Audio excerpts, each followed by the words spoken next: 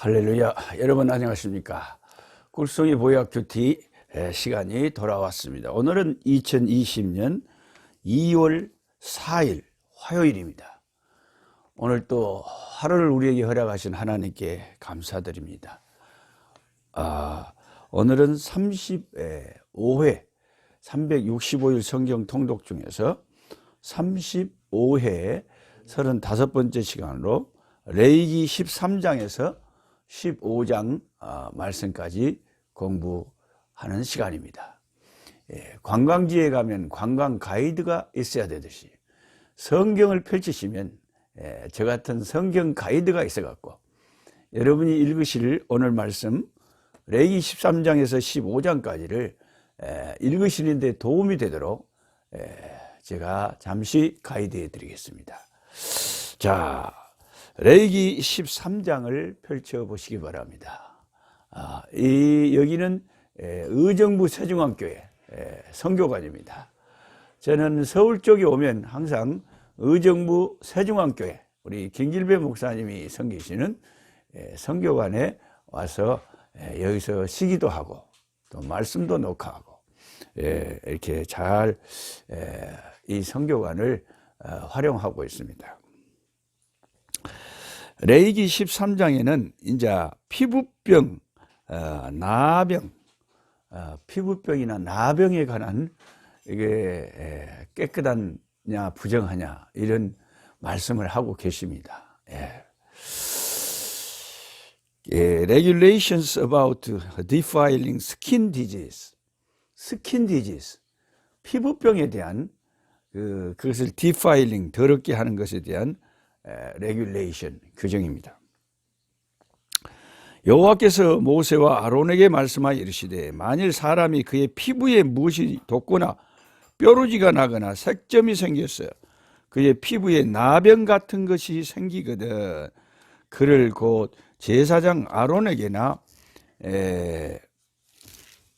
그의 아들 중 한 제사장에게로 데리고 갈 것이요 제사장은 그 피부의 병을 진찰할지니 환부의 털이 휘어졌고 환부가 피부보다 우묵하여졌으면 이는 나병의 환부라.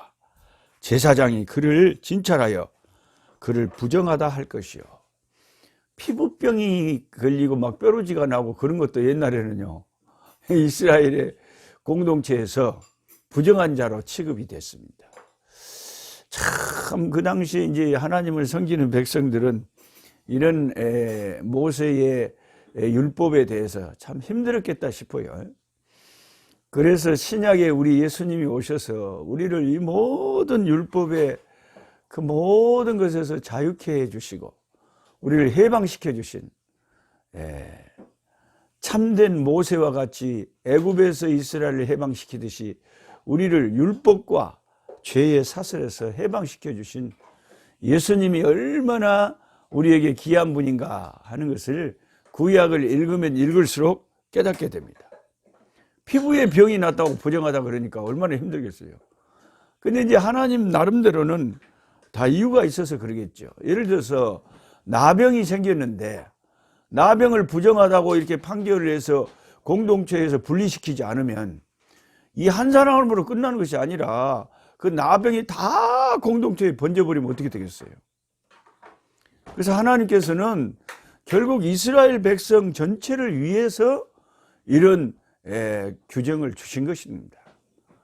사실 하나님의 말씀이 우리에게 주어졌는데 이 성경은 저와 여러분을 이게 옥죄이고 성가시게 하고 그냥 속박을 시키기 위해서 이 성경이 주어진 것이 아니고요. 이 성경대로 살면 하나님 말씀대로 살면 우리가 복되고 건강하고 하나님의 은혜를 마음껏 누리며 살 수 있는 길을 보여주는 것이 성경책입니다. 그러니까 우리가 성경책을 읽을 때 이 많은 규칙들을 이 많은 성경의 가르침들을 내가 어떻게 다 지키고 살까이 그게 율법적으로 성경을 접근하지 말고 이 성경을 양식으로 생각하세요. 양식. 오늘 또 뭐 밥 다 잡수시잖아요. 그것도 짧은 하루에 뭔 3번이나 그냥 잡숴버리잖아요. 하나님의 말씀을 우리가 하루에 한 번 제대로, 하루에 최소한 3장 정도라도 이렇게 읽고 묵상하고 또 내 삶에 적용하고, 이 말씀이 거울이 돼서 내 신앙생활을 비춰주는 거예요. 예, 우리가 거울을 딱 보고 무엇이 묻었는지 어쨌는지 어떻게 이쁘게 생겼는지 다 이게 거울을 보고 보잖아요. 성경 말씀이 우리 영혼을 비춰주는 거울과 같은 거예요. 그래서 성경을 보면서 내 신앙생활, 내 영혼이 어디가 더러운지 그런 것을 다 이제 성경의 거울을 통해서 비춰보면서 내 영혼을 가꾸어 가는 거죠. 예. 그렇게 생각을 하셔야 되고요. 근데 이제 어떤 것이 나병이고 어떤 것이 피부병이다, 이런 것들을 그 당시에 무슨 의사가 있었거나 의과대학이 있었거나 그러지 않았을 거 아닙니까? 그런 문제까지 제사장이 다 판결을 했다는 거죠. 예, 영적인 문제까지 결부되어 있기 때문에 이 공동체에서 잠깐 분리시켜야 되는 그런 문제가 있기 때문에 그렇게 했다는 것입니다. 그런데 여러분이 13장이 좀 길게 되어 있는데 쭉 읽어보면 전부 다 이제 피부병에 대한 부정한 그런 규정이거든요. 근데 12절, 13절을 읽을 때 헷갈릴 수가 있으니까 제가 가이드를 미리 해드립니다. 제 가이드를 미리 받으시면 나중에 이걸 읽을 때 그렇구나 하고 알게 될 거예요. 12절에 보면 13장 12절에 제사장이 보기에 나병이 그 피부에 크게 발생하였으되 그 환자의 머리부터 발끝까지 퍼져버렸으면, 나병이 몸에 이제 하얗게 막 드러났는데 그게 몸 전체에 머리부터 발끝까지 전부 하얗게 돼버렸다. 그러면 이제 어떻게 되느냐? 13절에 그가 진찰할 것이요, 나병이 과연 그의 전신에 퍼졌으면 그 환자를 정하다 할지니 다 희어진 자인즉 정하거니와 아무 때든지 그에게 생살이 보이면 그는 부정한즉. 자, 이 말씀을 읽을 때 어째서 전신에 다 하얗게 나병이 번져버렸는데 왜 그 사람은 정하다고 깨끗하다고 하냐? 이것을 제가 주석책을 읽어보니까 그게 아니고요, 그거의 근답니다. 그게 나병이 온 몸에 싹 번져버리면 그게 이제 나았다는 증거래요. 근데 어느 부분이 병이 있어가지고 생살이 있는데 막 살이 썩어가고 어느 몸의 일부분이 그런 현상이 나타나면 이게 심각한 이제 전염성을 가진 나병이 되기 때문에 이것은 분리를 시켜야 된대요. 근데 몸 전체 머리부터 발끝까지 다 하얗게 돼버리면 이게 이제 다 퍼져서 나아버렸다는 뜻이래요. 우리가 그런 의학적인 지식이 없어서 그랬는데 그렇게 주석가들은 설명을 하고 있다는 것을 여러분에게 알려드립니다.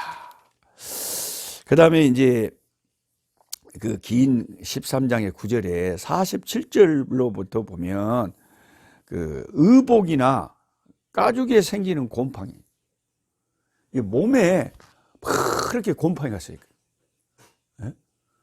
아니, 의복에, 이 옷에 그렇게 곰팡이가 쓰이거나, 그럼 우리는 이제 탈탈 털어버리고 씻어버리면 되는데 거기에도 이제 그게 부정하다고 하나님이 여기셨기 때문에 거기에 대한 규칙이 있는 거예요.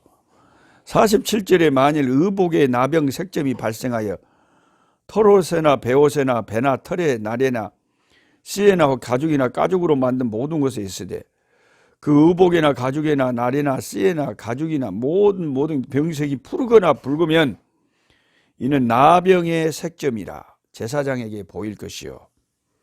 제사장이 판단을 해야 됩니다. 판결을 해야 됩니다. 꼭 제사장한테 보이라고 그랬어요. 그래서 신약의 예수님도 문둥병자 10명이 멀리서 예수님을 불러 이르되 나사렛 예수여, 나사렛 예수여, 우리를 불쌍히 여기소서 하고 가까이 오지도 못하고 나병 환자들이 부르짖었잖아요. 병 고쳐달라고. 근데 주님께서 기적을 베푸셨죠. 그 문둥병자 10명에게 가서 너희 몸을 제사장에게 보이라 그랬어요.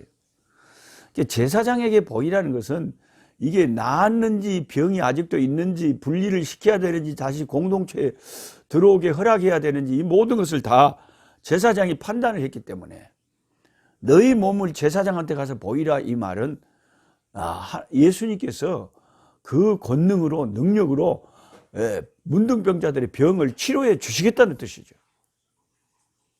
근데 주님의 그 말씀이 떨어졌을 때 믿음으로 반응을 안 하고 엄마 나를 고쳐달라고 그랬더만은 고쳐주시지는 않고 갑자기 이 몸 이대로 제사장한테 가서 보이면 어머 안 되지요 하고 주님의 말에 토를 달고 믿지 않고 불신앙으로 반응했으면 그게 역사가 안 일어나는 거예요. 그런데 대부분의 이 10명의 문둥병자들이 치료를 받은 이유가 아이고 제사장한테 가서 네 몸을 보이라고 하니까 좋다고 제사장을 향해서 가는 길에 가는 도중에 가는 길 위에서 문둥병이 나병이 싹 나와버렸다는 거죠. 할렐루야. 그러니까 저도 하나님을 경험해 보니까요. 이 하나님의 역사는 순종하고 가는 길에 기적이 일어난다. 이런 하나님의 특징이 있어요. 그래서 제가 선교지에서도 우리 에인절스홈에 제가 데리고 있는 우리 입양에 키우는 우리 12명의 아이들 중에 다 부모가 에이즈로 걸려 죽었는데요. 그 중에 3명이 우리 집에 와서 자라는 가운데 그 에이즈가 사라지고 정상인이 됐어요. 그것도 보시면 처음에 오자마자 무슨 기적이 일어난 것이 아니라 그냥 꾸준히 예수님 사랑으로 돌아보고 살피다 보니까 어느 날 어느 순간에 하나님께서 그 나병을 치료해 주신 것처럼 우리 아이들 3명이나 에이즈의 병을 치료해 주시는 것을 체험을 한 것입니다. 그래서 확실히 하나님은 경험을 해봐야 돼요. 내가 하나님 말씀에 순종하여 가다 보면 하나님께서 역사하시는 때가 이른다. 할렐루야. 아멘. 그래서 이제 이런 그 의복이나 이런 가죽의 곰팡이나 이런 게 있었을 때 어떻게 그것을 빨고 깨끗하게 하고 또 그걸 불사르고 할 것인지 이것에 대해서 말씀을 13장 후반절에 하고 있습니다. 그 다음에 14장에 가면 이제 환자가 정결하게 되는 날의 규례가 있어요. 이게 뭐냐면 문둥병이 걸렸다고 판결을 받고 집 밖으로 가 있었는데 다시 보니까 나았어요. 나았으면은 그냥 오메 나 나았네 하고 자기 마음대로 공동체 안으로 들어올 수 있는 것이 아니었습니다. 들어올 수 있는 것이 아니었어요. 반드시 거기에 규칙을 따라서 다시 공동체에 합류할 수가 있었어요. 그런 속죄제를 드리고 제사장이 다 나았다고 판결을 하고 1회를 기다렸다가 7일을 기다렸다가 8째 날에 그 결례를 행하고 이제 다 의식을 치른 후에 다시 이스라엘 공동체로 들어올 수가 있었다 하는 것입니다. 참 그게 하나님께서 모세를 통해서 이렇게 지시하는 것들을 보면요, 하나님이 얼마나 부정한 것에 대해서 예민하신가 하는 것을 우리가 알 수가 있습니다. 레위기 14장에 가면 이제 하나님께서 자기 집에 가옥에 곰팡이가 피어 있다. 그것도 또 그 집을 하나님이 부정하게 여기시고 그 정결하게 해야 된다고 했어요. 그러니까 주님 말씀대로 하면 자 마을 공동체 전체 위생이 아주 깨끗하게 되겠죠.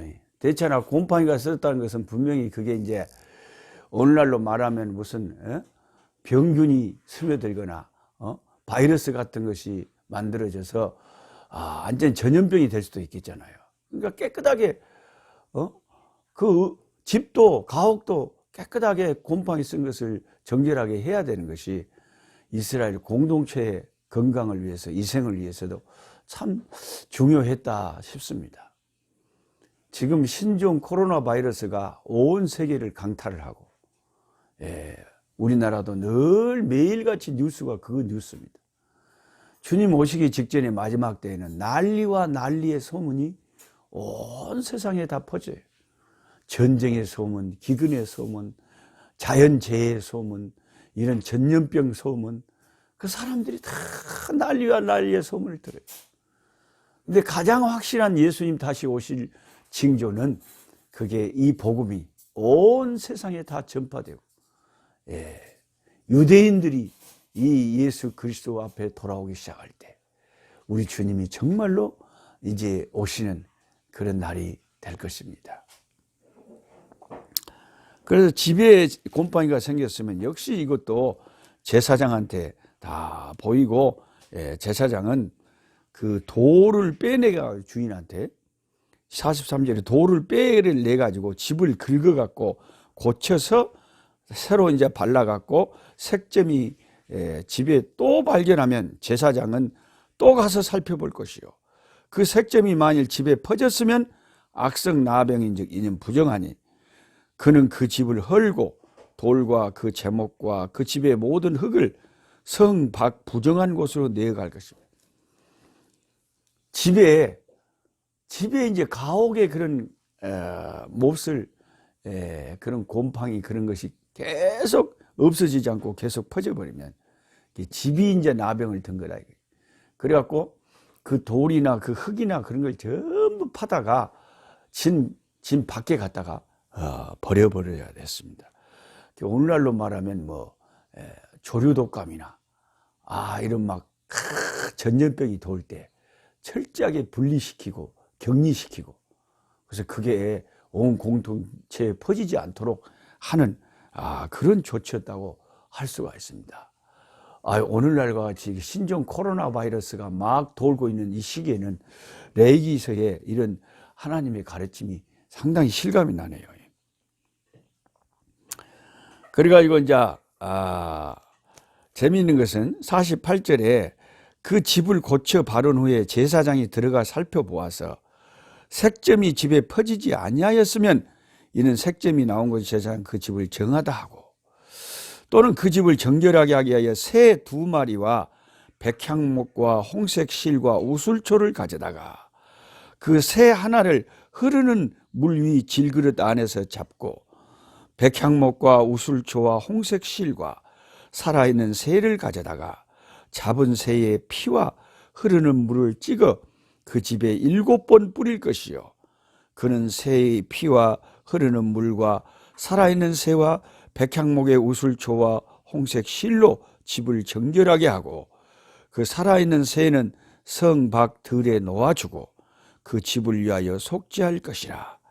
그리하면 정결하리라. 이게 이제 이런 기록을 보면 여기에서 우리는 예수님의 십자가의 보혈을 생각한다는 거죠. 그 집에 곰팡이가 쓸고 집이 이게 이제 사람이 나병이 든 게 아니라 집이 나병이 들었다고 판단이 돼가지고 다시 그 집이 정결하게 되려면 이런 예식을 하라고 합니다. 새 2마리를 잡고 한 마리는 흐르는 물에다가 잡아 죽여서 그 피를 뿌리게 했고요. 한 마리는 나중에 다 의식을 마친 후에 날려보내서 그 집을 속죄하게 했다. 예수님의 피뿌림을 우리가 받아야 우리의 나병 같은 우리 인생의 죄가 정결함을 받고요. 여기 나오는 백향목이나 우술초나 홍색 실 전부 다 예수님의 십자가의 피를 상징하는 거예요. 이런 것들로 깨끗하게 되는데 구약에는, 신약에는 십자가에서 흘리신 예수님의 피로 우리가 깨끗하게 되는 것입니다. 우리 마음에, 저의 마음에, 여러분 마음에 예수님이 십자가에서 흘린 피가 뿌려져야 돼요. 예수님, 그 피가 마음속에 큰 증거 됩니다. 내 기도 소리 들으사 다 허락하소서. 내가 주께로 지금 가오니 골고다의 보혈로 날 씻으소서. 씻어 주소서. 그 피가 마음속에, 예수님의 피가 마음속에. 저 노목사님은 왜 성경 공부하면 예수님의 피를 자꾸 이야기한다. 근데 이 신구약의 모든 말씀은 전부 어느 구절을 펴나 예수님의 피가 흐르는 책이다. 예수님의 보혈의 십자가의 피가 흐르는 책이 성경책이다. 이것을 여러분이 아시도록 제가 계속해서 주님의 보혈을 강조하는 거예요. 구약을 짜면 짐승의 피가 나오고 신약을 짜면 예수님의 피가 나온다. 신구약 성경 전체가 예수님에 관한 책이다. 그 다음에 이제 15장에 가면 몸에 유출병이 있는 것도 또 부정하다고 규정을 정했어요. 몸에 피가 자꾸 나요. 저는 어려서 코피가 자꾸 나갖고 우리 어머니가 자꾸 약을 사 먹였는데요. 코피가 끈덕만하고 나오네. 그 몸이 약할 때는요.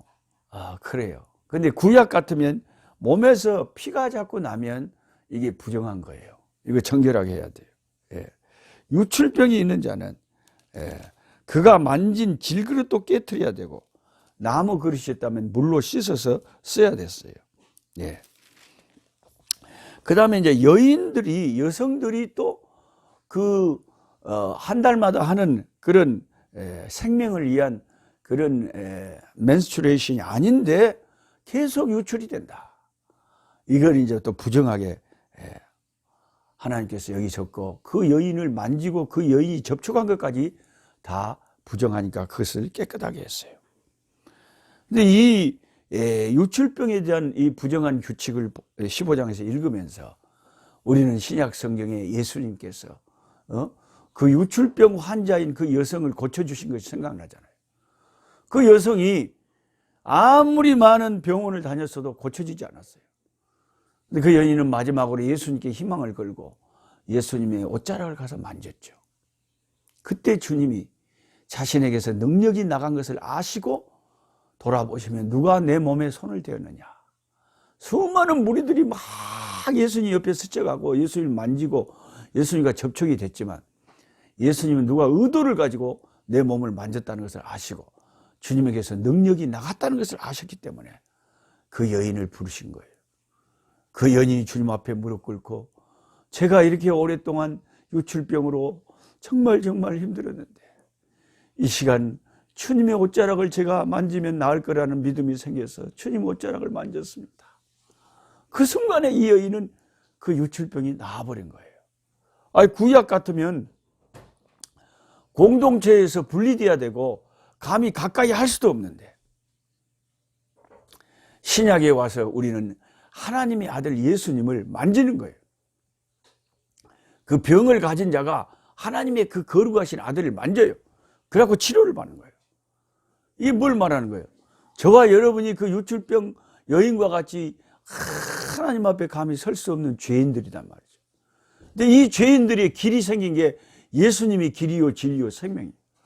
그래서 예수님을 나가서 주여 하고 주 앞에 기도로 주를 의지하면 주님이 그 피로 내 모든 죄를 다 사해 주시고 그 유출병 여인을 맞아 주신 것처럼 우리 주님께서 우리의 모든 죄를 사하여 주신다는 것입니다. 할렐루야. 어떻습니까? 레이기에서든 구약이든 어떤 말씀을 읽든지 우리는 항상 예수님을 발견하고 예수님의 십자가를 발견하는 것. 이게 참 성경을 읽는 구속사적인 관점에서 성경을 읽는 중요한 포인트다 하는 것을 여러분이 깨달으시길 바랍니다. 오늘은 여기까지 하시고 내일 또 주님 안에서 말씀으로 만나 뵙겠습니다. 오늘 또 평강한 하루, 예수의 보혈 안에서 자유함을 누리는 복된 하루가 되시기를 주님의 이름으로 축복합니다. 약한 자 힘주시고 강한 자 바르게 주한 자 정택함이 주님의 뜻이라. 해 아래 압박 있는 곳